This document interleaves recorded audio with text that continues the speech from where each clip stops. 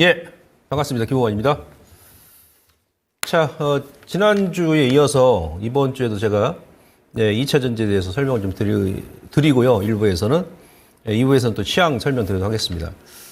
지금 6월이잖아요. 2분기 말이고. 그래서 이번 주가 일단 글로벌 증시가 이제 빅 이벤트가 산재되어 있습니다. 우리 시장 같은 경우 동시 만기일이고, 내일 FOMC 회의하고, 그다음에 미국의 소비자 물가 지수가 모레 이제 우리 만기인 날 넘어오죠. 그래서 이번 주 넘기면 조금 변동성이 좀 완화될 수 있는데, 근데 또 2분기 말이기 때문에 아마 또 저는 개인적으로 월말까지, 왜냐면 이제 상반기 또 결산해야 되거든요. 기관 또 외인들도, 펀드. 그래서 변동성이 조금 더 6월 말까지는 시장이 좀 남아있다 이렇게 보시고 차분하게 일단 하시면 되고, 그다음에 이렇게 또 변동성이 심한 구간에서 뭔가 이제 시장의 패러다임이 바뀌는 경우가 많이 있습니다. 통상적으로. 그러니까 주도주가 이제 바뀔 수도 있다는 얘기죠. 그런 부분까지 여러분들께서 인식하시고 잘 대응해 나가시면 될 것 같습니다. 지난주에 제가 이제 2차 전지 끝이 보인다라는 주제를 가지고 에코프로 BM 제가 이제 좀 디테일하게 좀 분석해드렸는데요. 이번 주에도 2탄입니다. 2차 전지 좀 끝이 약간 좀 보이죠, 진짜. 예, 제가 지난주에 설명하고 나서 급반등이 좀 많이 들어왔는데, 에코프로 BM, 에코프로 설명 같이 드리면서 추가적으로 리뷰를 제가 해드리고요. 그다음에 포스코 퓨처엠하고 포스코 홀딩스. 예, 이 종목에 대해서 오늘 한번 제가 좀 분석하는 시간을 좀 가져보도록 하겠습니다. 역시나 독종, 노빠꾸 전략 그대로 유지하시면 될 것 같습니다. 자, 처음 그림 보시면, 제가 이제 그런 말 드렸습니다. 5월 달, 그러니까 1월부터 5월까지, OECD 국가 중에서 우리나라 코스피하고 코스닥이 가장 성적이 저조했다. 꼴등했다는 얘기죠. 주가 상승률이. 그래서 코스닥 같은 경우는 마이너스 한 3%, 1월 초 대비해가지고, 코스피 같은 경우도 마이너스 한 0.5%? 그러니까 지수 기준 했을 때는 1월 첫날보다는 오히려 더 빠졌다는 얘기죠. 우리 시장만 유독 그랬단 말이에요. 그런 말 드리면서, 이제 6월부터는 또 우리가, 6월부터 이제 하반기까지, 대한민국 증시가 다른 나라 국가 대비해가지고 훨씬 더 좋을 것이다. 그런 말씀 을 드렸었는데, 6월 딱 개장하자마자 시장의 분위기가 바뀌죠. 우리 시장이 가장 좋습니다. 예상대로. 이건 6월 7일까지 이제 기준인데요. 그림 보시면 코스피가 이제 일주일 만에 3.3% 올랐고요. 전체 지수가.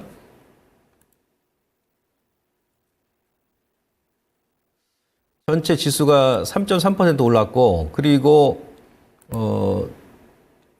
코스닥 같은 경우는 3.1% 올랐습니다. 거의 동일하게 일단 움직였죠. 잠시만요. 예. 그 중에 이제 대형주가 주도를 했어요. 역시 대형주가 움직여야 지수가 움직이니까. 대형주가 거래소 같은 경우는 4% 상승이 나왔고, 대신에 이제 중형주, 소형주는 약세죠. 그러니까 계속 지금 시장이 기울어진 운동장을 계속 바로 세우기. 그러니까 막 왔다 갔다 핑퐁 장세. 대형주가 강했으면, 지난달은 이제 소형주가 중형주가 강했는데, 이번 6월 들어서는 중형주, 소형주가 지금 약세고, 코스닥 같은 경우 대형주가 6.2% 오른 반면에 중소형주는 다시 한번 2월달, 3월달처럼 이게 6월 말까지 갈지는 모르겠습니다만은 지금 약세죠. 예. 요것도 제가 여러분들께 이제 분석을 해드렸습니다. 데이터를 통해 가지고 이 그림 기억나시죠? 4월달, 5월달 같은 경우는 앞서도 설명드렸습니다만은 코스피 중형주가 상당히 강했죠.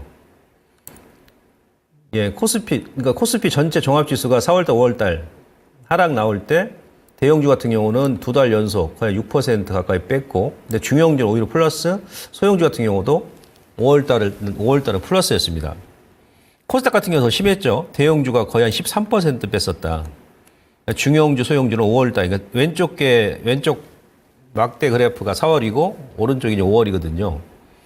예. 그래서 4월달, 5월달 가장 성적이 안 좋았었고, 1월부터 5월까지 성적이 안 좋았는데, 예상했던 대로 6월 되니까, 이런 식으로, 4월달, 5월달에 많이 뺐던 대형주 위주로 반등이 나오면서, 대형주가 반등이 나오니까, 전체 코스피 종합지수, 코스닥 종합지수도 그 지난주까지는 OECD 국가 중에서 우리 시장이 가장 강했다. 이렇게 이해를 하시면 됩니다. 이 분위기가 저는 막 6월 말까지 예, 그리고 뭐 7월 달까지도 이어질 수도 있기 때문에 물론 이제 그 중소형주 같은 경우도 그 ADR 지표를 보게 되면 지금 감해도 국면이에요. 감해도 국면. 그러니까 이번 주 만기 끝나고 다음 주 정도 한 중반 넘어가게 되면 아마도 그 중소형주 같은 경우도 그동안 낙폭이 좀 심했던 종목군들도 돌아가면서 좀 반등이 나오지 않겠나. 그렇게 판단이 됩니다. 근데 그 섹터 중에서는 어떤 게 가장 지금 먼저 치고 올랐으냐면 바로 그 2차 전지입니다. 오늘 같은 경우도 이제 2차 전지가 양 시장 다 주도를 했죠. 그러다 보니까 다른 그 종목군들은 거의 이제 움직임이, 반응이 거의 없었습니다. 네, 그래서 뭔가 약간 지금 6월 들어서는 시장의 분위기가 그동안 이제 못난이 종목이었던, 밉상 종목이었던 2차 전지 쪽으로 수급이 좀 쏠리는 그런 느낌을 아마 우리 그 시청자 여러분들께서도 좀 받으실 겁니다. 네, 전반적으로 지금 이게 좀 확산되는 그런 추세예요. 네, 그래서 이제 분위기는 나쁘지가 않다. 그렇게 제가 먼저 말씀드릴 수 있겠고요. 이거 이해하시겠죠? 그러니까 먼저 빠졌던 대형주가 먼저 반등이 나오더라. 네, 제가 수급도 지난주에 체크해드렸었고. 자, 그러면은 2차 전지, 그러니까 지금 4월달, 5월달 실질적으로 거래소도 그렇고 우리 시장도 마찬가지예요. 그 이제 2차 전지 관련 종목군들이 그 시가총액 상위 종목에 포진돼 있다 보니까 네, 그래서 이제 지수 하락에 또 우선적 영향을 미쳤죠. 지난주에 제가 이 그림 보여드렸습니다만은 지난주까지는 제가 이제 하락률만 제가 보여드렸죠. 에코프로가 가장 많이 빠졌었고, 요게 이제 4월달, 5월달 두 달 동안 30% 빠지고, 에코프로가 25%, 이 두 종목이 가장 많이 뺐다 그랬습니다. 근데 이제 6월 딱 들었으니까 어떻습니까? 우리 예상대로. 에코프로가 16% 6월 7일까지 기준했을 때 어제 오늘도 뭐 강약 보합선을 일단 마감했기 때문에 지난주 6월 7일날 기준했을 때 그 반등하고 지금 뭐 큰 차이는 없을 겁니다. 에코프로가 13.9%. 예. 삼성 SDI가 20% 뺐는데 지금 반등이 미미하죠. 그리고 LG화학도 거의 한 20% 뺐는데 반등이 미미하고. 포스코 피처엠 요걸 좀 주목하십시오. 제가 일단 포스코 피처엠 또 설명을 드릴 텐데, 물론 이제 여기서 이제 우리가 알 수 있는 대목은 뭐냐면, 이제 많이 하락한 종목이 먼저 올라왔다. 많이 올라왔다. 그러니까 에코프로, BM, 에코프로가 가장 많이 하락이 나왔었는데 두 달 동안 6월 들어서 불과 일주일 만에 전체 하락 폭의 절반 이상이 반등이 나왔다는 얘기예요. 예. 그 다음에 이제 보시면 이 포스코 피처엠 같은 경우는 4월달, 5월달에 17.5% 하락이 나왔는데, 6월 7일날 기준했을 때는 12.6, 그러니까 오늘까지 보면은 4월달, 5월달 두 달 동안 하락한 프로테지만큼 그 이상 지금 반등이 들어왔어요. 그러니까 반등이 들어올 때 포스코 퓨처엠이 가장 강했다는 얘기죠, 이 얘기는. 퓨처엠이. 두 달 동안 하락한 것을 불과 일주일 반 만에 예, 다시 이제 회복을 했다는 얘기죠. 회복을. 예, 그러면 포스코 퓨처엠, 포스코 퓨처엠이 기술적으로는 가장 강하구나. 수급적으로도 그렇고. 이걸 알 수 있겠죠. 예. 그럼 이제, 우리 포스코 피처엠을 계속 관심 있게 봐야 되겠는데, 두 달 동안 뺀 것을 일주일 반 만에 다시 다 회복을 했기 때문에 강한데, 이런 생각 해볼 수 있겠고요. 그 다음에 이제 대장주. LG 엔솔, LG 에너지 솔루션 같은 경우가 S&P에서 신용 등급 안정적에서 이제 부정적으로. 물론 뭐 무디스는 이번에 신용 등급 하향 조정 안 했습니다. 제가 이제 공개 방송에서 말씀드렸습니다만은 뭐 미국의 국가 신용 등급도 예, 세계 3대 신용 평가사 S&P, 무디스, 피치 각각 다 틀리거든요. LG 엔솔이 대표 종목인데 두 달 동안 16.2% 뺐는데 그래도 절반은 회복했다. 절반 8.5%. 8.5%가 이제 한 달 동안 회복한 게 아니고, 뭐 내일 다시 밀던지 어떤지, 일단은 6월 첫째 주, 한 주 만에 일단 절반을 회복했다는 얘기. 이것도 의미가 있죠. 거기다가 신용 등급 하향하고 나서 바로 이제 일주일이 다 반등이 나왔지 않습니까? 제가 지난주에 어떤 말 드렸습니까? 우리가 통상적으로 보게 되면, 뭐 국가 신용 등급도 마찬가지예요. 우리 작년 같은 경우도 5월 달에 이제 3월 달에 미국의 지역 은행 문제가 불거지고 그리고 이제 미국의 재무부 금고가 텅텅 비었었죠. 현금이 200억 달러밖에 없었기 때문에 빠르게 의회 통과해가지고 국채 발행을 통해서 현금 확보를 해야 되는데 계속 공화당과 민주당에서 딜레이 시키다 보니까 뭐 셧다운 얘기가 나왔잖아요. 그러면서 미국의 신용 등급을 신용평가 기관에서 낮췄지 않습니까? 강등했죠. 근데 거기가 이제 제가 그랬지 않습니까? 신용 보통 이제 경험적으로 봤을 때 신용 등급을 낮출 때가 그게 이제 마지막 악재입니다. 그러나서 이제 LG엔솔이나 LG 화학도 이제 반등이 나온 거죠. 여기서 중요한 것은 많이 밀었던 종목군들이 우선 반등이 많이 나왔고, 그다음 이 대표 종목군들 중에서 포스코 퓨처엠이 가장 강하게, 그러니까 2달 동안 하락했던 하락폭 이상 지금 반등이 들어왔다는 얘기죠. 자, 이런 부분을 우리가 그냥 데이터를 통해서 볼 수 있는 것이죠. 그러면서 자, 오늘, 그러니까 이번 주 들어서는 오늘 뭐 소재 쪽이라든지 장비 쪽, 그리고 뭐 전고체 관련 종목군들도 많이 좀 올라왔어요. 돌아가면서. 이게 무슨 얘기냐면, 지난주까지, 그러니까 5월 말까지는 2차 전지 대표 종목군들이 속절없이 막 흘러내렸지 않습니까? 저점 깨면서. 그러다 보니까 대표 종목군들이 빠지는데, 이 기업에 납품하는 장비라든지 그 후발 기업들의 주가가 먼저 올랐지는 않겠죠. 특정 종목군들 뭐 한두 개 빼고는, 개별 재료 나온 종목군들 빼고는. 근데 이제 지난주에 반등이 들어오는데, 반등이 들어오는데 그냥 일주일 만에 2달 뺀 거를 절반을 복구해버리네. 이 반등이 들어올 때도 어떻게 반등이 이 반등의 폭을 우리가 봐야 된단 말이에요. 반등의 폭을. 뭐 30% 뺐는데 예를 들어서 뭐 한 10% 미만 아니면 뭐 5% 미만 안팎 반등이 들어온다. 그거는 이제 병아리 눈물만큼 반등이 들어온다. 그러면 그건 이제 반등이 아니에요. 아직은 저점을 다시 한번 훼손할 수도 있다는 얘기예요. 예, 근데 이제 그 다수의 종목군들이 뭐 절반 가까이 반등 아니면 뭐 피처엠처럼 V자로 그냥 전고점까지 반등이 나왔다 그러면 이 대목에서 우리가 뭘 읽을 수 있냐면 이거는 물론 지금은 현재 이제 낙폭 가대에 따른 기적 반등입니다만은 근데 반등의 폭이 상당히 강하네.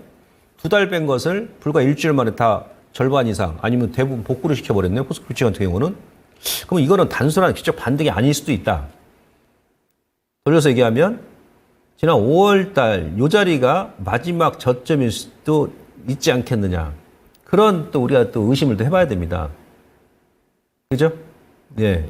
주식이라는 것은 이런 성장주하고 이제 실적이 또 특히 이들 기업들은 3분기, 4분기 실적이 대폭 좋아지잖아요. 예상은. 그죠? 그런 와중에 이제 파생시장 영향, 수급적인 요인 때문에 밀어서 연중 저점을 만들면 이런 기업도 싸게 살 수 있는 그런 기회, 그게 가장 큰 호재거든요. 이런 우리가 고민도 해봐야 됩니다. 그래서 제가 봐서는 한두 종목 반등 들어온 게 아니고 다수의 종목들이 반등이 들어왔기 때문에 그것도 이제 큰 폭으로 5월 달 말에 이제 저점을 좀 찍은 게 아닌가, 확인한 게 아닌가 이렇게 판단이 되고요. 그다음 이 대표 종목군들이 이제 반등이 들어오니까 투자자들의 입장에서는 1등 기업 코스닥, 에코프로 BM, 에코프로가 반등이 강히 들어왔네. 포스코 퓨처엠 2달 동안 뺐던 거 일주일 반 만에 다 복구해버렸네. LG엔솔 신용도 강등했는데 하락 나오고 나서 절반 가까이 반등이 나왔어요. 그럼 다른 이제 후발 종목군들도 선발 기업들이 먼저 바닥을 찍고 반등을 줬으니까 그 수급이 이제 다른 쪽 확산이 되겠죠. 야, 그럼 대표 종목군들 지금 저점은 찍은 것 같아. 그러니까 장비라든지 뭐 전고체라든지 그다음에 뭐 소재 쪽 이런 쪽에서 들어오는 거예요. 그러면은 이제 이들 대표 기업들이 현재 주가에서 뭐 크게만 또 이제 안 밀리면 다른 개별 2차 전지 관련 종목군들도 이번 주 오늘 어제처럼 돌아가면서 이제 반등이 나올 가능성이 상당히 높다는 얘기예요. 그럼 여기서 전략이 나오겠죠. 우선은 그래도 2차 전지 쪽이 막말로 지금 못 먹는다 하더라도 제가 보고는 크게 물릴 자리 없어요. 크게 물릴 자리 없다는 얘기는 그냥 놔두면 또 나중에는 또 이제 수익이 난다는 얘기, 그 얘기 돌려서 얘기하게 되면. 이런 관점에서 여러분들께서 시장을 바라보시는 게 좋고요. 그러면서 이제 다른 2차 전지 장비라든지 뭐 전고체라든지 소재 관련 종목군들 낙폭 가대 심했던 첨보라든지 뭐 이런 종목군들도 여러분들께서 그런 종목군들은 이제 뭐 단기적인 관점에서 예, 좀 치고받고 하시면 수익률 측면에서 많이 도움이 되실 겁니다. 아시겠죠? 그래서 요 반등의 폭이 제법 좀 강해 들어왔다. 그 말씀 드리고요. 그리고 에코프로비엠 지난주에 제가 설명드렸잖아요.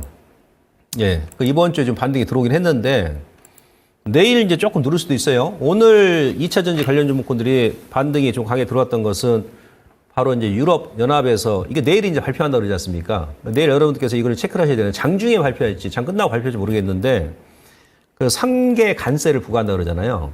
그러니까 우리 같은 경우는 그래서 뭐 삼성, 뭐 SK, LG 같은 경우는 이제 NCM이죠. 배터리가 NCM이고 이제 중국 같은 LFP입니다. 그러니까 북미 쪽은 우리나라 제품, 예? NCM을 많이 사용하고, 근데 유럽 같은 경우는 중국 LFP 배터리를 많이 사용하거든요. 예. 그러니까는 지난달에 미국에서 중국 그 전기차 관세를 100% 넘게 부과를 한다고 했지 않습니까?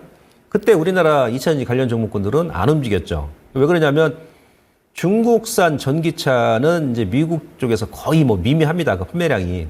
근데 유럽 쪽에서는 많이 사용한단 말이에요. 그러니까 지금 현재 유럽 같은 경우는 중국산 전기차 관세가 10%거든요. 10%고 중국 정부에서 그 품목의 불법 보조금을 지급을 한 것이 발각될 경우에는 19%까지 상계 관세를 부과합니다. 근데 오늘 얘기했던 것은 지금 그 19% 상계 관세, 불법 보조금 지급한 품목에 대해서 그 이상으로 이제 관세를 부과할 것이다. 그러니까 평균치는 뭐 15에서 30%까지, 그러니까 한 20% 이상은 유럽 연합에서 관세를 부과할 것이다. 그런 얘기가 나오면서 이제 오늘 우리나라 관련 기업들이 이제 반사 이익이 발생한다. 그런 재료 가지고 급반등이 나온 거거든요. 예. 그래서 내일 이제 만약에 그 시장에서 지금 예측하고 있는 한 20%? 그 정도면 단기적으로는 오늘 이제 반등이 나왔으니까 조금 한 템포 누를 수 있어요. 근데 만약에 20%가 아니고 뭐 30%를 유럽연합에서 관세를 부과한다 그러면 그때는 우리나라 기업도 2차전지가 더 큰 호재가 될 수 있는 거예요. 왜? 중국은 LFP 배터리는 다 유럽에서 많이 사용하니까. 그럼 유럽에서 왜 관세를 부과하느냐? 금리를 인하하잖아요. 이번에 금리 인하했지 않습니까? 22에서. 금리를 이제 앞으로 한 연말까지 한 3번까지 인하할 겁니다, 아마. 캐나다 중앙은행이 먼저 인하했으니까. 그럼 금리 인하하게 되면 아무래도 전기차 수요가 늘어날 거 아니겠어요? 신차 판매가 늘어날 것이고. 예, 근데 지금 중국 정부에서 보조금을 지급해가지고 시장 생태계를 붕괴시켜버리는 거야. 우리 태양광하고 LED, 뭐 LCD처럼. 그래서 이제 관세 부과를 미리 그냥 선 조치를 취하는 겁니다. 어느 정도 관세 부과하는지 여부를 일단 보셔야 되고요. 반면에 또 이제 무슨 얘기가 나왔었냐면, 그 현대기아차가 이제 북미 전기차가 지금 이제 그 캐짐 현상이라고 하지 않습니까? 일시적 수요인데, 그러니까 전기차 수요 부진에도 불구하고 1분기까지 순수 전기차, 기아 같은 경우가 작년 대비해가지고 127% 증가했어요. 예? 북미 쪽에. 7,197대. 7,200대 정도 판매가 나왔고, 현대차 같은 경우는 45% 증가한 현대차가 거의 한 7,200대 정도 판매가 됐습니다. 그래서 현대기아차가 북미 쪽에 1분기 전기차 수요 는 게, 시장에서는 전기차 수요가 많이 줄 것으로 예상했는데, 1분기 뚜껑 열어보니까, 현대기아차, 기아차는 뭐 120% 증가하고, 현대차는 45% 증가했어요. 두 개 이제 합산하게 되면 77%가 증가해버린 거예요. 반면에 이제 뭐 대수는 테슬라보다는 아직도 5분의 1밖에 안 돼요. 현대기아차 두 개 합산해가지고 한 15,000대 되는데 테슬라는 1분기에 북미 쪽에서 51,600대 판매를 했거든요. 근데 테슬라 같은 경우는 작년 대비해서 판매률이 한 12% 감소했어요. 근데 반대로 현대기아차 같은 경우는 평균적으로 77% 증가를 하다 보니까 이게 뭐야? 시장에서는 1분기에 전기차 수요가 많이 부진해가지고 북미 쪽에 전기차 판매량도 줄 줄 알았는데 오히려 1분기 판매량 보니까 무려 막 77% 평균적으로 늘었다는 얘기예요. 이게 오늘 시장의 2차전지 관련 종목군들을 끌어올렸던 그런 그 모멘텀이 된 겁니다. 아시겠죠? 그리고 이번 주 또 악재도 있었어요. 그건 이제 설명드릴게요. 먼저 그 에코프로비엠 좀 보시면 지난주 제가 보여드린 그림인데요. 제가 그랬지 않습니까? 평균 매수 가격이 26만 원. 그러니까 24만 원에서 한 26만 원이지 않습니까? 그죠? 예, 계류율이 크게 벌어져 있기 때문에 그러니까 작년 11월 이후에 가장 그 평균 매수가하고 주가하고 이렇게 크게 벌어져 있기 때문에 3대 투자 주체가 다 물려 있다고 그랬지 않습니까? 이럴 땐 절대 손절 매도가 아니라고 그랬지 않습니까? 오히려 매수. 거기서 이제 급반등이 나온 거예요. 그럼 단기적인 목표가는 어디겠습니까? 20한 4, 5만 원 정도 되게 되면 예, 거기서는 이제 물량을 좀 소화를 해야 된다. 그죠? 그래서 일단 단기적으로는 이제 그 정도 가격 정도 여러분들 보시면 될 것 같고, 자 이제 포스코 홀딩스 같은 경우는 자 지금부터는 제 이제 포스코 홀딩스하고 포스코 퓨처 제가 말씀드릴 건데, 왜냐면 포스코 홀딩스 같은 경우 여러분들께서 많이 물리셨을 거 아니겠어요? 우리 개인 투자분들께서 실질적으로 올해 우리 그 개인 투자자분들께서 포스코 홀딩스 매수가 거의 뭐 상위 한 뭐 세 손가락 안에 들어갑니다. 거의 뭐 1등일 겁니다. 아마 매수 금액으로 따지면. 근데 포스코 홀딩스는 지난주에 보시면은, 2달 동안 12.6% 뺐는데, 예, 뭐 50% 좀 약간 이제 반등 폭이 좀 미미하죠. 오늘도 좀 찌글찌글 했었었고. 저는 이제 개인적으로, 뭐 당장 뭐 오늘 내일 올라간다는 게 아니고요. 포스코 홀딩스는 그러니까 올 하반기까지 봤을 때는 지금이 절호의 분할 저점 매수 기회로 보고 있거든요. 지금 그 포스코 홀딩스가 주가가 계속 찌글찌글한 것이 뭐냐면, 이제 1차적으로 그 2차 전지, 전기차 업황 일시적인 둔화 때문에 그래서 뭐 밀린 것도 있고, 그로 인해서 이제 자회사 주가가 이제 하락이 나오다 보니까 뭐 지주사로서 주가가 뭐 같이 안 밀릴 수는 없죠. 지금 포스코 그룹 중에 상장사가 DX, 포스코 퓨처엠, 그리고 포스코 스틸, 그리고 이제 포스코 인터내셔널, 이렇게 지금 4개 기업인데, 오늘은 지금 반등이 강하게 들어왔죠? 4개 자회사가. 근데 이들 기업들이 이제 작년부터 계속 밀었잖아요. 그래서 이제 그런 영향을 받았고, 두 번째는 뭐냐면, 포스코 홀딩스 같은 경우가 이제 기존의 철강 사업 부분, 그러니까 전체 매출액 대비해서, 작년 대비해서, 60% 정도 차지합니다. 철강 사업 부분이. 나머지는 이제 뭐 소재, 2차 전지, 그 다음에 뭐 강물, 건설, 뭐 이렇게 이제 구분이 되는데, 지금 여러분들 보시면은 현대제철이라든지 동국제강도, 특히 현대제철 같은 저점을 깨버렸죠.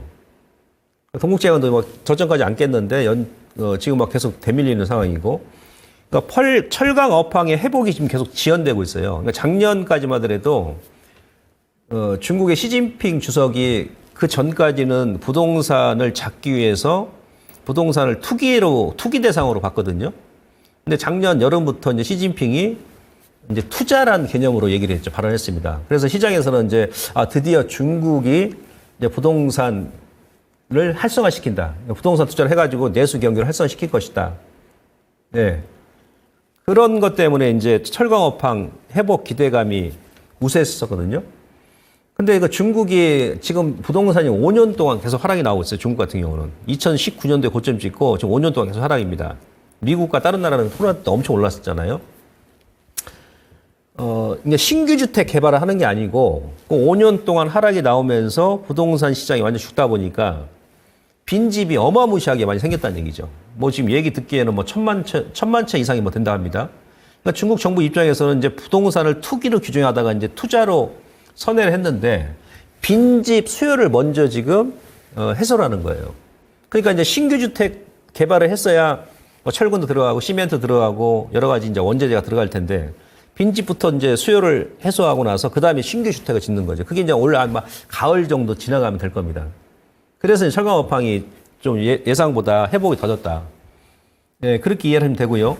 그다음에 또 세 번째는 뭐냐면 이제 환율입니다. 환율. 무슨 얘기냐면 지금 원달러 환율이 1,360원 미만으로 내려와야 되는데, 오늘도 뭐 1,380원 뭐 그 정도 아마 됐을 겁니다.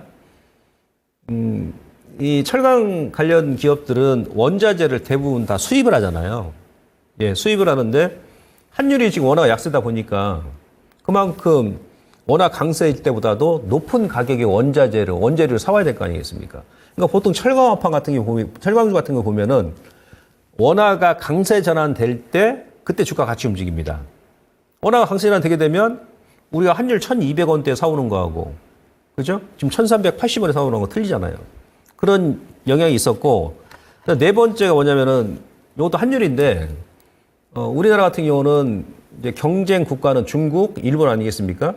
경쟁 기업도 중국 기업하고 일본 기업이잖아요. 근데 최근에 여러분들 보게 되면 우리가 원달러 환율도, 원화도, 지금 상승세가 좀 가파릅니다만은, 근데 우리 원화보다도 일본의 엔화의 상승 폭이 더 가파릅니다. 중국 위안화도 마찬가지고. 세 나라는 경쟁 국가고 경쟁 기업이잖아요. 그러니까 중국의 뭐 우시, 뭐 철강이라든지, 그 다음에 일본 같은 경우 대표적으로 신일본 제철. 근데 엔화가 싸다 보니까 특히 또 일본 같은 경우는 또 철강 제품도 좋잖아요. 근데 수출 경쟁력을 잃어버린 거야, 우리나라가. 예. 근데 제가 보건대는 나중에 시간 나면 제가 이제 환율에 대해서 말씀드리겠습니다만은 아마 일본 엔화 같은 경우도 지금 거의 다 고점이 왔다고 보거든요. 그래서 지금 엔캐리 자금도 아마 청산이 이루어질 것으로 보는데 아무튼 이런 영향 때문에 그래서 여기에 주가에 발목을 잡힌 거라는 얘기죠. 그래서 뭐 지난주에 기사 보시면 여러분들 지금 뭐 현대제철도 그렇고 뭐 동국제강도 뭐 전기료 아끼기 위해서 뭐 낮에는 이제 공장 가동을 줄이고 새벽에 늘린다고 막 그런 것도 나오고 얘기가 나왔습니다만은 어떤 계절적으로 또 6월달 지금 6월달 7월달 이때까지 또 철강 업황 자체가 좀 비수기예요. 거기다 이제 중국에 또 저가 철강이 또 국내에 막 들어오고 막 하니까 그런 뭐 2중고, 4중고, 5중고를 겪고 있는데 저는 개인적으로 이제 포스코 홀딩스 같은 경우도 원래 이제 주식이라는 것은 불황에 사서 호황에 파는 거죠. 얼추 다 왔다 봅니다. 포스코 홀딩스도. 그리고 이 기업 같은 경우도 지금 뭐 외인들이 좀 많이 매도를 했습니다만은 작년 11월부터 지금 5월까지 보게 되면 거의 190만 주 매수하고 그렇다고 뭐 기관하고 이제 외국인들도 이제 개인들만 매수했으면 좀 불안한데 기관 쪽에서도 개인 투자자분들께서 매수한 만큼 매수를 했거든요. 네. 그래서 좀 안정적이고, 그 다음에 이제 평균 매수가가 뭐 43만원? 그 이상이죠. 44만원.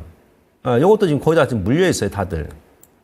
아시겠죠? 그래서, 현재 구간에서 뭔가 좀 반등을 좀 모색할 가능성이 높다. 이렇게 먼저 말씀드리고요. 아까 이제 주가 하락 원인은 바로 그거였다고 그랬습니다.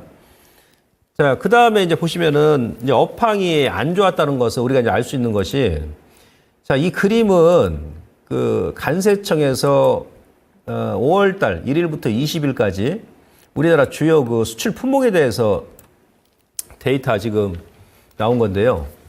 여기 보시면 가장 많이 증가한 게 여기서 여러분 투자의 팁을 또 이제 구할 수 있겠죠. 선박이 가장 많이 증가해요. 선박이 155% 증가했습니다.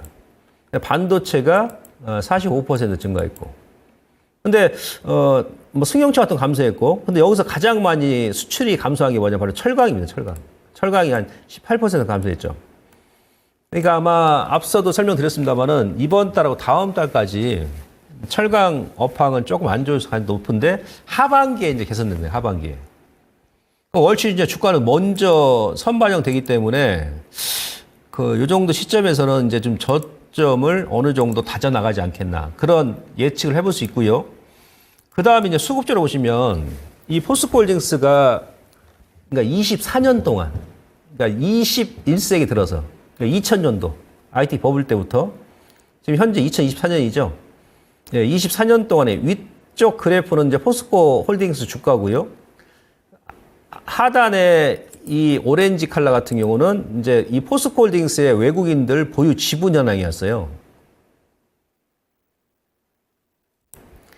외인들 보유 지분인데 이 포스코 홀딩스가 그러니까 IT 버블 때 2000년 초반에도 외국인들의 보유 지분이 30%입니다.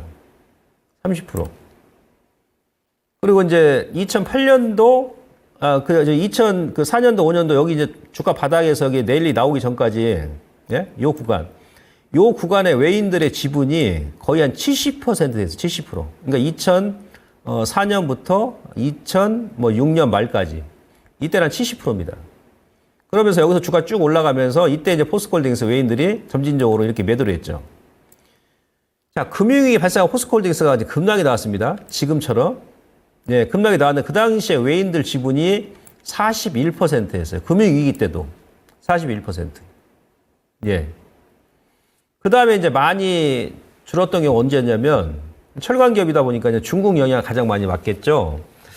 예, 2016년도 요때 2015년 2016년도 요때 이제 중국의 유동성 위기였죠. 유동성 위기. 그때 주가가 아마 뭐 20만 원 초반까지 밀었던 걸로 기억나는데요. 근데 그때도 포스코홀딩스의 외국인들 지분이 47%입니다. 이때 조금 줄었었죠. 자, 그리고 이제 작년에 포스코홀딩스가 작년 2월부터 2월달, 3월달, 7월달이 고점인데 외인들도 마찬가지예요. 외국인들도 뭐 최고점에서 한 번에 다 때리지 못합니다. 뭐 그건 기간도 마찬가지고 연기금도 마찬가지예요. 예, 점진적으로 이제 차익을 해나가는 주가 올라올 때 빠질 때도 점진적으로 매수하는 것이고. 예. 근데 우리 개인 투자자분들께서는 최저점에서 매수해가지고 최고점에서 항상 매도하기를 바라십니다. 그럼 뭐다? 뜬구름 잡는 거다. 나만 그렇게 생각하는 거예요. 최저점에서 한 번에 매수해 최고점에 매도한 사람들은 없습니다. 지구상에. 우주에도 없어요. 전생에 뭐 나라를 한 3번, 4번, 5번, 10번 구한 사람 같으면은 뭐 한두 번은 게 맞을 수 있어요. 예. 근데 그런 사람 없더라. 예. 그래서 적당하게 이제 매도하고 매수하는 거 분할로. 아무튼 작년 3월 달까지 외국인들의 지분이 51%였습니다. 51%. 급등이 나오면서 여기서 이제 7월 달에 매도를 했는데, 이제 외국인들 같은, 그러니까 기간도 마찬가지. 펀드에서는요, 이 대형주가 1년에 이제 진짜 많이 올라봐야 20%? 목표 수익이 작거든요? 진짜 많이 올라와요? 20% 일단 올라온다 그러면, 그때는 기계적으로, 기계가 매도해버립니다, 자동적으로. 그러니까 작년에 막 저점에서 거의 100% 다이렉트 올라와 버리니까 그냥 여기서 때려버린 거죠. 근데 중요한 것은 지금 지분율이 28%예요, 28%. 그러니까 외국인들 지분이 작년 뭐 3월달, 뭐 5월달까지 50% 안팎이었는데, 이게 11월까지는 한 25%까지 줄었었어요. 정확히 절반. 지금 조금 늘어가지고 3%더 늘려가지고 28%입니다. 자, 여기서 이제 뭘 말씀드리냐면, 지금 외인들의 지분이 비교적 많은 것이 뭐냐면, 이제 은행주 같은 경우, KB금융 같은 경우는 한 70% 가까이 되거든요. 이제 뭐 하이닉스하고 삼성 같은 경우는 삼정 같은 경우는 한 55%. 근데 그때 2000년 초반에는 포스코홀딩스 지분이 막 지금 은행주처럼 70% 가까이 됐었어요. 그러니까 외국인들의 러브콜을 계속 받고 있다는 얘기죠. 외인들이 선호하는 종목이라는 얘기예요. 이게 무슨 얘기냐? 포스코홀딩스의 외국인들 현재 지분율이 24년 이래 최저다. 그리고 전 개인적으로 거의 이제 금융위기 때도 중국 유동성 위기 때도 40% 미만으로 떨어진 적이 없어요. 이때는 IT 버블 때는 2000년 초반에는 이제 이때부터 이제 매집을 했기 때문에 잠시 30% 머물렀던 것이고. 그러니까 돌려서 얘기하게 되면 24년 이래 외국인들의 포스코홀딩스 지분율이 드디어 IT 버블 때 이후에 30%로 떨어졌다는 얘기죠. 네, 요건 전 개인적으로 중기적으로 매수 기회로 봅니다. 외국인들이 다시 포스코홀딩스는 50% 이상으로 채울 겁니다, 이거. 다시. 그리고 우리가 통상적으로 주가도 지금 고점 대비 반토막 났잖아요. 그죠? 예, 고점에서 지금 반토막 났지 않습니까? 지분율도 딱 지금 반토막 난 상태잖아요.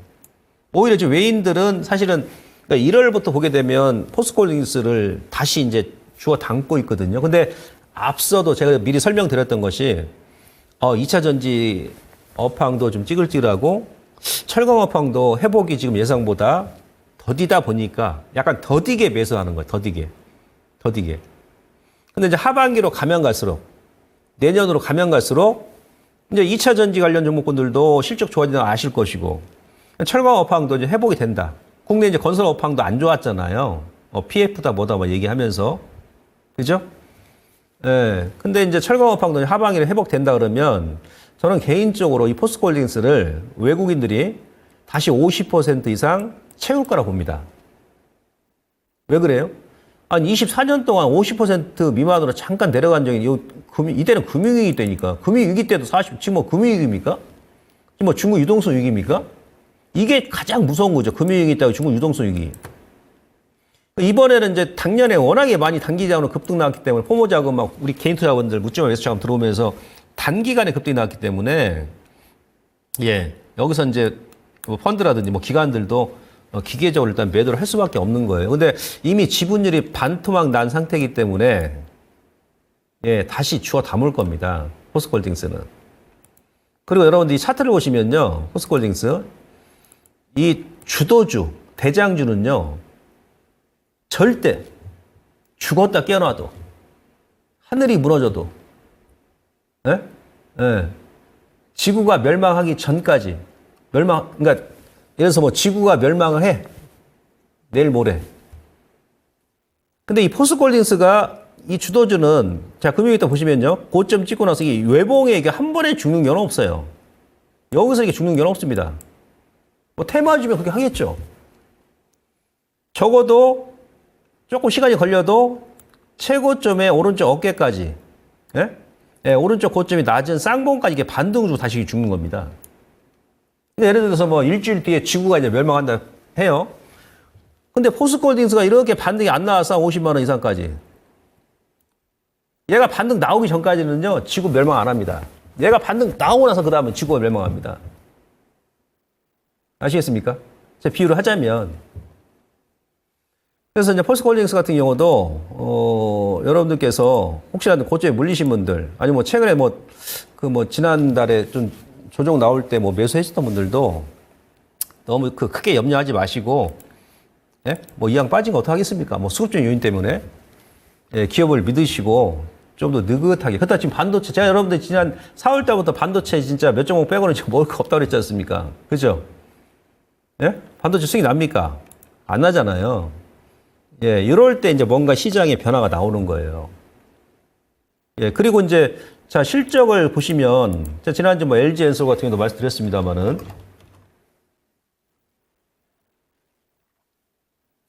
올해 전체 연간 실적은 영업이익이 한 3조 3천억, 그러니까 작년보다 조금 감소합니다. 예. 아까 제가 뭐 철강 업황에 대해 설명드렸습니다만은. 근데 이제 분기로 보게 되면요. 이제 작년 4분기에 3천억 정도 나왔지 않습니까? 1분기가 5,830억이 나왔어요. 근데 이 5,830억도 사실 시장의 컨센서스를 크게 벗어나지 않았습니다.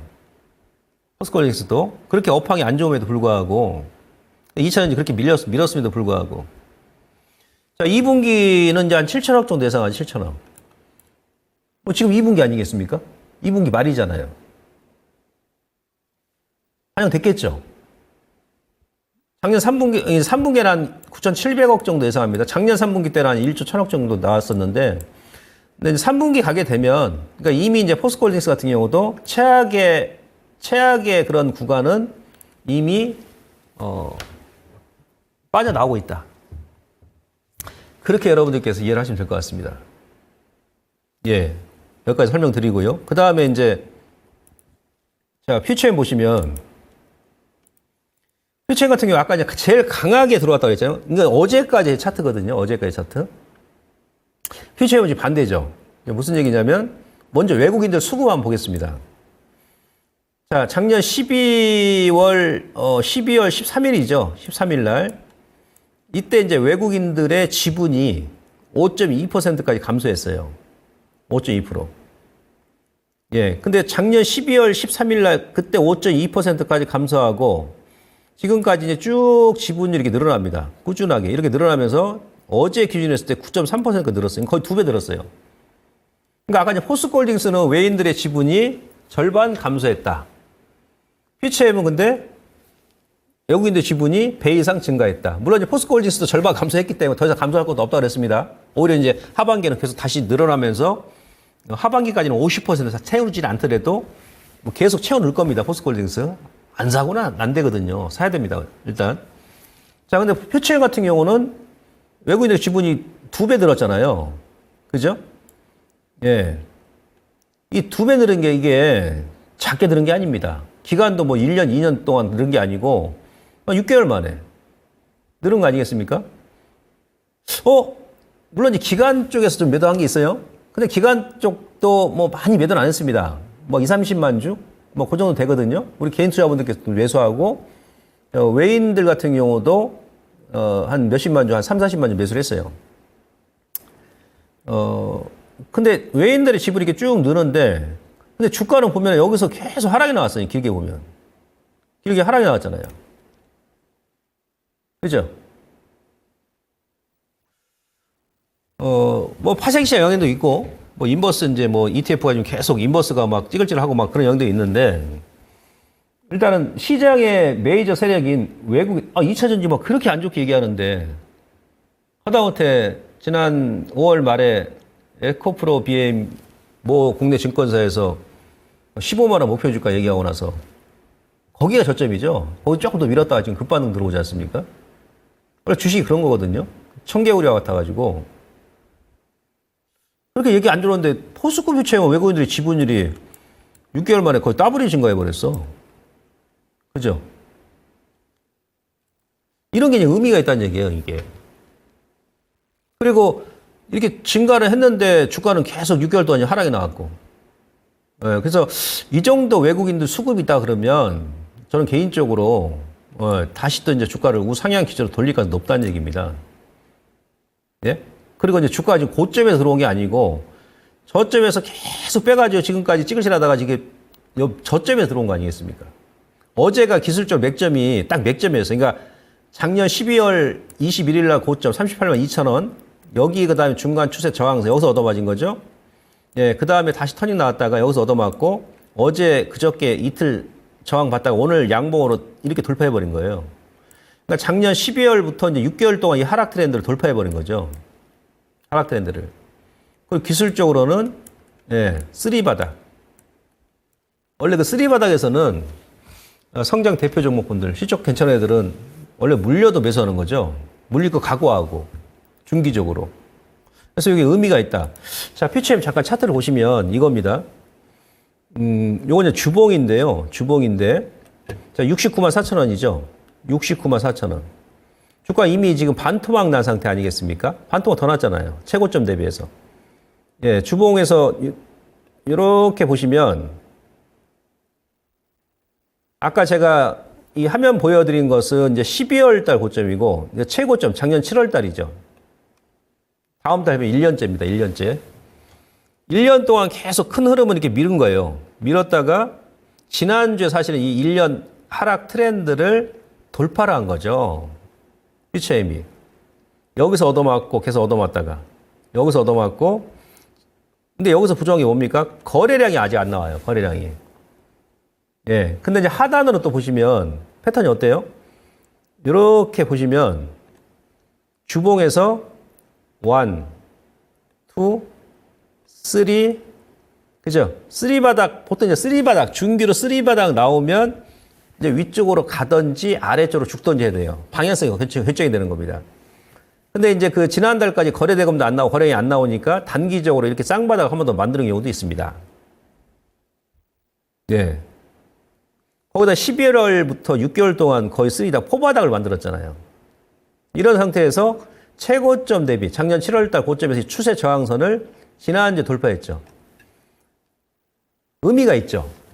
야, 드디어 포스코 퓨처엠이 작년 최고점에서 그러니까 큰 흐름은 1년 동안 계속 뺐는데 거의 1년 만에 주봉 기준 했을 때 양봉으로 돌파했네, 하락 트렌드를. 거기다가 외국인들 지분 보니까 1월부터 계속 늘었네. 네? 2배로 늘었지 않습니까? 또 주봉 보니까 중기 3바닥이에요. 포바닥이에요. 그러니까 작년 12월 고점 여기서 이 트렌드도 여기서도 일단 돌파한 거죠. 12월 고점도 주봉에서 돌파를 했고 그죠? 지금 걸쳐 있죠. 최고점의 장기 추세 저항선도 돌파를 했죠. 그죠? 이번 주가 이제 원래 이런 것들이 맥점이라는데 근데 여기서 부족한 건 뭐냐면 이제 거래량이 좀 증가. 오늘 조금 나오긴 했어요. 일봉에서. 네, 거래량이 오늘 나오면서 121선 이제 얻어 맞았는데 121선을 돌파하게 되면은 이제 다시 한번 이제 경기선을 돌파하는 그런 구간이 되고 뭐 33만 원까지 다시 한번 올라서게 되면 그때는 이제 완전히 하락 트렌드를 돌파하는 거죠. 다른 기업들도 아까 제가 포스코홀딩스도 그랬습니다만은 이제 지금 2분기 말이니까 포스코 퓨처엠도 2분기 실적은 1분기 대비해서 조금 저조합니다. 근데 3분기하고 이제 다음 분기죠. 7월 달. 4분기는 1분기, 2분기, 그다음에 작년 4분기 대비해서 실적이 많이 좋아지거든요. 예, 그래서 이런 실적 개선세하고 그다음에 그동안 이제 조정 나왔던 그런 여러 가지 상황, 그리고 그동안 이제 2차 전지 1년 동안 얼마나 악재가 많이 나왔습니까? 저 조상이 묘까지 다 파가지고 지금 악재를 만들어서 시장에 내보냈잖아요. 예. 여기서 더 추가적인 하락은 저는 그렇게 제한적이지 않겠느냐. 이렇게 지금 생각하고 있습니다. 그래서, 그 포스코홀딩스라든지, 포스코 퓨처엠도 마찬가지고, 지난주에 제가 에코프로 BM, 에코프로 설명드렸습니다만, 물론 또 다시 내일 또 이제 유럽연합에서 관세 부과를 얼마큼 할지 모르겠습니다만은, 뭐 당장 또 내일 또 한번 누를 수는 있어요. 왜? 인버스가 지금 반등 나올 자리거든요. 근데 그거 무시해버리시고, 여러분들께서, 이 두 종목도 독종 노빠꾸 전략으로, 주식 여러분들 뭐 잡주도 아니고, 고점에서 좀 하다 보면 물릴 수도 있어요. 근데 이제 물릴 때마다 여러분 저점에 손절해버리면 계좌가 남아나질 않습니다. 남아나질 않아요. 예, 지금 수급적으로 퓨처엠 같은 경우도 퓨처엠은 지금 지난 4월달, 5월달 하락한 거 다 지금 만회를 했습니다만은, 근데 아직까지도 배가 고프다는 얘기죠. 평균 매수가 밑에 있고, 포스코홀딩스 같은 경우도 마찬가지예요. 아시겠죠? 예, 그렇게 일단 이해를 하시면 될 것 같습니다. 그래서, 고점에서 뭐 물리신 분들, 아니면 또 여유가 있으신 분들은 저점에서 뭐 신규로 보시면 될 것 같습니다. 자, 이제 시장 전략에 대해 설명을 드릴 텐데요. 2차전지 제가 정리를 하죠. 자, 2차전지 대표주, 낙폭 가대 구간. 예? 낙폭 가대 구간. 호재는 지금 민감하고, 악재는 둔감하다. 그 다음에 2분기 실적 선반이 됐고 3분기 실적부터 이제 계속 좋아집니다. 그래서 시총 상위 종목군들. 특히 이제 코스닥 같은 경우는, 2달 동안 4월달, 5월달 대형 주주를 뺐기 때문에, 대형주 시총 상위 종목군들 먼저 위주로 들어올 겁니다. 그게 지금 지난주하고 이번주 보여주지 않습니까? 보시고. 근데 2차 전지가 이제 생산, 소재, 장비, 전고체, 순환매 반등이 들어올 것이다. 다른 나머지 종목군들은 낙폭과대 종목 위주로 좀 단기던 뭐 수익이던 같이 보시면 될 것 같습니다. 자, 시황 말씀드리는데요. 이번 주가 제가 공개방송에도 말씀드렸습니다만은 이벤트가 선제되어 있다고 그랬죠. 그래서 앞서 서두에 제가 설명드렸듯이 내일 이제 CPI하고 미국, 그다음에 FOMC 회의가 있어요.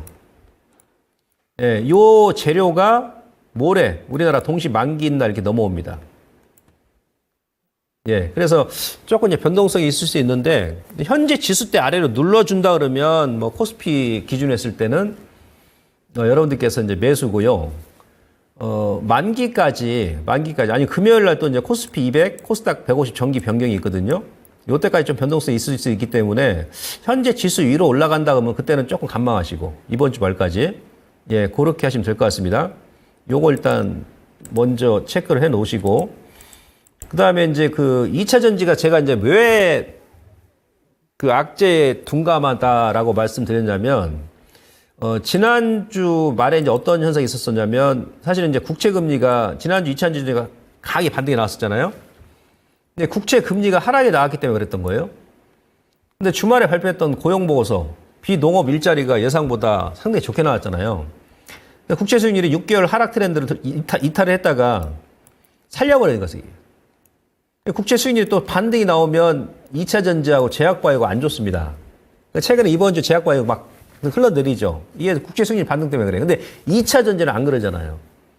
그래서 이제 2차 전지도 어지간한 악재는 다 반영이 됐다 이렇게 말씀드린 것이고, 아무튼 국채 수익률이 다시 한번 4.3 밑으로 내려온다 그러면, 예, 그때는 이제 2차 전지하고 제약바이오가 다시 한번 탄력 있게 뭐 수급이 좀 들어올 가능성이 높으니까, 국채 수익률이 4.3% 내려오는지 보시고요. 그리고 이제 주말에 미국의 비농업 고용자 수가 예상치보다는 증가를 했습니다만은, 우리 이게 중요하죠. 미국의 전체 실업률. 미국의 전체 실업률이 4% 나왔거든요. 이게 28개월 만에 처음이에요. 최대 증가폭입니다. 청년 실업률은 9.2% 나왔어요. 28개월 만에 이제 9%를 돌파했다는 얘기죠. 이거 무슨 얘기냐면 고용은 후행성이에요. 후행성. 그러니까 하반기로 가면 갈수록 미국의 실업률은 계속 늘어날 가능성이 높다는 얘기입니다. 청년 실업률도 마찬가지고. 그러면 어떻게 됩니까? 미국에서 연준에서 금리를 제가 와서 인하할 수밖에 없다. 그래서 시장한테는 나쁠 게 없다는 얘기입니다. 그래서 그런 이유 때문에 지금 조정이 나온다 그러면 여러분들께서 지금 하반기를 두고 다시 한번 저점 매수 구간이다. 이렇게 이해하시면 될 것 같고, 그 다음에 외국인들 입장에서는 지금 선물 더 이상 매도할 게 없어요. 근데 시장을 이제 막 그런 이런저런 이제 핑계 대면서 어떻게 해서든 더 눌러놓으려고 그러는 것 같은데 제 눈에는 아까 제가 그랬지 않습니까? 5월까지는 대한민국 코스피 코스닥이 가장 적게 올랐다고 그랬잖아요. 하반기에는 전 개인적으로 대한민국 한국 증시가 OECD 국가 중에서 가장 많이 오를 거라 보거든요. 그 전에 이제 물량을 뺏어야 되겠죠. 저점에서. 그러니까 선물 때려야 되는데 지수를 눌러야 되는데 선물도 매도할 게 없거든. 선물 매도해가지고 선물 매도할 게 없으니까 이제 뭐 대형주 좀 누를 수 있어요. 근데 이런 이유 때문에 누른다 그러면 그래 뭐 3전이라든지 뭐 다른 2차전 다시 한번 누를 수 있는데 예. 의도적으로 지수를 누르기 위해서 대형주 좀 매도해서 지수 누른다 그럼 나중에 다 올라갑니다. 그런 종목군들은.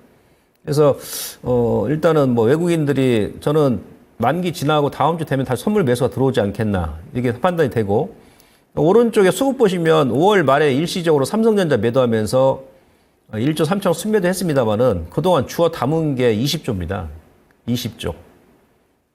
예. 그래서 좀 깊게 눌러주면 제가 계속 지속 말씀드립니다만은 저점 매수를 보시면 되고 코스닥이 중요한데요. 자, 이거 잘 들으세요. 왜 대형주를 먼저 보시라고 말씀드렸냐면 제가 왜 지난주에 에코프로비에 에코프로 말씀드렸냐면 그러니까 이런 상황을 여러분들 제가 오후에 3시 40분에 장 마감하고 나서 매일 제가 유튜브 방송하잖아요. 김봉만의 맥점 매매. 그 무료입니다. 예, 여러분들 구독과 좋아요, 아니 구독 꼭 눌러주셔가지고 방송 한번 들어보세요. 계속 들으셔야 되거든요. 이것도 지난달부터 그랬습니다. 오늘 코스닥 지수가 이만큼 올라왔죠. 장중에. 그죠? 자, 5월 달에 코스닥의 수급을 보십시오. 외국인들이 3,700억 매수하고 6월 달 들어서는 지금 8,700억을 매수해요. 물론 이제 알테오전을 많이 매수했어요. 아무튼 5월과 6월 뭐 중순도 아니랐습니다. 외인들이 1조 2,500억을 매수했습니다. 어제까지 기준했을 때 코스닥에서. 금융투자가 이제 기관 쪽에서 메이저라고 했지 않습니까? 5월 달에 6,800억 매수하고 6월 달에 1,000억 매수했어요. 지금 어제까지. 금융투자는 7,800억 매수했습니다. 거의 2조 원을 매수해요. 2조 원. 메이저 세력들이 2조 원을 매수했어요. 거래소 따지면 10조 원 매수한 거거든요. 근데 코스닥 지수는 지금 그 박스 안에 있어, 지금. 박스 안에 있습니다. 얘네들이 지금 2조 원을 매수했는데, 이거 역대급이거든요. 2조 원을 매수했는데 코스닥 지수 박스 안에 있지 않습니까? 만약 지수 다시 누른다 그러면 매수입니다. 예? 매수인데, 이 메이저 세력들이 뭘 매수하겠습니까? 대형주, 시총 큰 놈을 먼저 매수할 거 아니겠습니까? 그리고 여기서 2조 원을 매수했다는 얘기는 이 박스를 돌파시키겠다는 얘기 아니겠습니까? 이럴 때는 우리 매도하는 거 아니에요. 2차 전지가 됐든 뭐가 됐든 간에. 같이 가는 겁니다. 같이. 네, 몸은 개인이지만 정신은 기관 외인처럼 같이 생각하고 해야 된다는 얘기지. 2조 원을 지금 매수했다. 2조 원을. 이거 보내겠다는 얘기죠. 그래서 그 중간에 또 눌러준다 그러면 여러분들 또 매수 기회다. 돈 벌 기회다. 예, 생각하시고 접근하시면 될 것 같습니다. 자, 오늘은 일단 여기까지 일단 마무리하고요. 일단 뭐 이번 주까지 좀 보시고 저는 다음 주에 다시 찾아뵙도록 하겠습니다. 고맙습니다.